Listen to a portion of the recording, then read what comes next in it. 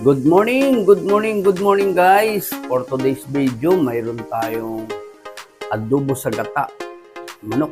Yan ang ulam natin today. Dahil Monday, 4 o'clock na tayo nagising. Kaya ito lang muna ang luto natin today. Good morning sa inyo lahat. Wow, adobo sa gata.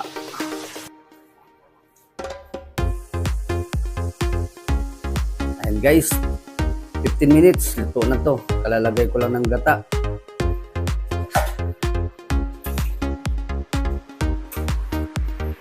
Kaya dinagdagan na lang natin yung luto guys. Nagluto ako ng adobo sa gata na 6 na kilo.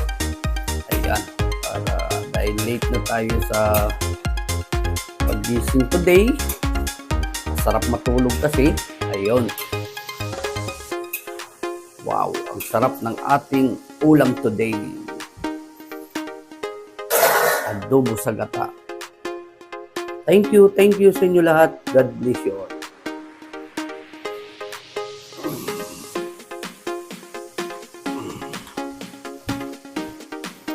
Okay guys, ayan yung ating ulam. Luto na.